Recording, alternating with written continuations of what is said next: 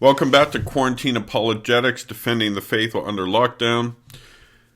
I just want to follow up on yesterday's episode of Quarantine Apologetics. I talked about the counter-enlightenment, which is a response to the Enlightenment. Now, what is the Enlightenment? There's a recent book published, I think with Steven Pinker, called Enlightenment Now. We need more enlightenment.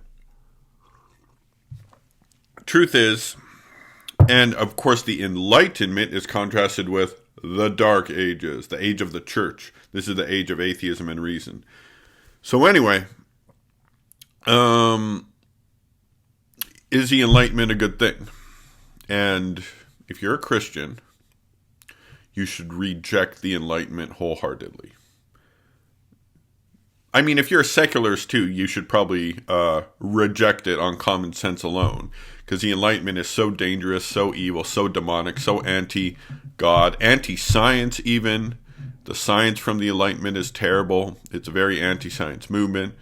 If it weren't for the Enlightenment, we'd have cures for cancer. Like, the Enlightenment is the most evil, one of the most evil things in the world. I mean, don't get me wrong, there's a lot of evils.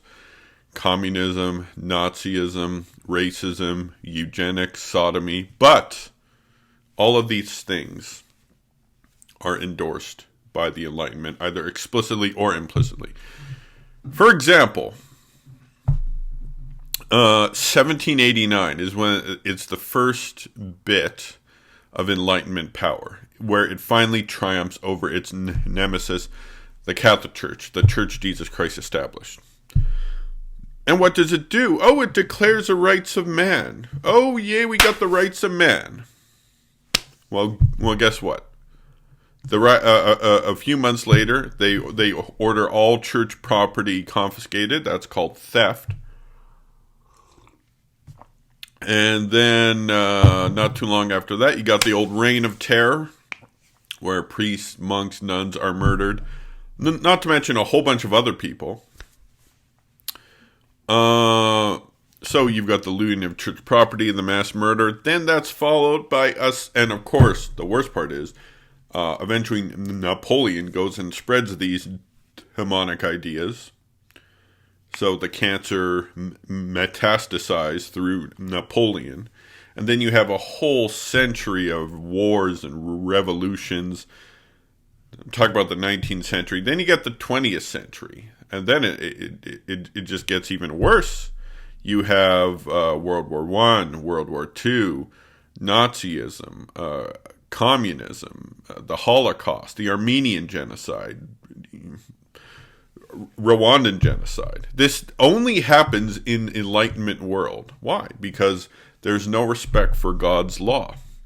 Read Romans 4:15. For the law produces wrath. Where there is no law, there is no violation. This is talking about God's law, not a social convention.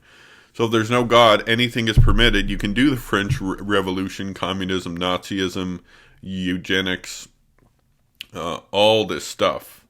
And now in 2020, it is more obvious. It is so incredibly obvious that the Enlightenment has failed.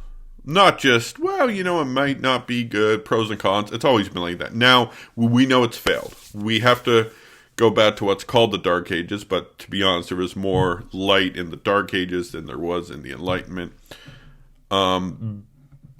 Basically, in the medieval era, they took the best of ancient Greece, logic, science. Now they have the worst of ancient Greece, sodomy and depravity.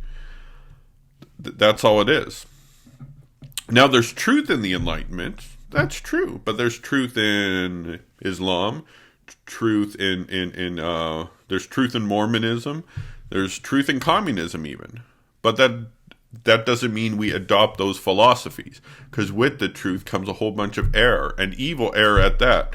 Now, last bit. Can you be a Christian and endorse the Enlightenment? Can you be a good Christian and believe in the Enlightenment? Well, let me ask you something. Can you be a good husband and have a 19-year-old mistress on the side that your wife doesn't approve of? Well, the answer is no. You can't be a good husband and do that. Just like you can't be a good Christian and support the Enlightenment. That's like saying you can't be a good Can you be a good vegetarian and eat T-bone steak? Well, no. The Enlightenment must be, and it's so obvious at this time in history that the Enlightenment is a total fraud. It was dead on arrival. It's against science. You have things like evolution that really no one believes in. To be honest, I don't even think Richard Dawkins believes it. Because I think if you asked him a few questions, he'll be like, well, basically there's no evidence. We're just going on it. There's no evidence for evolution. Believe me, none, zero. It's the easiest thing to debate with an atheist. And yeah, so what do we need to do? We need to scrap the Enlightenment. Scrap the Enlightenment. Start by reading Juste de Metz. I told about him yesterday, but also Louis de Bornal, René de Chateaubriand, and also read the Scriptures. The Scriptures are the most anti-Enlightenment book ever written. We need to get rid of the Enlightenment. We need to get rid of this fake reason, which is not reason at all. It's just foolishness. And we need to take back this world, take it back for God, We got to crush the Enlightenment, just like we crushed communism, Nazism, genocide, all the daughters of the Enlightenment, but we need to attack the source. The source is the Enlightenment. The devil couldn't be happier with the Enlightenment. And we need to oppose it with all of our will. God bless.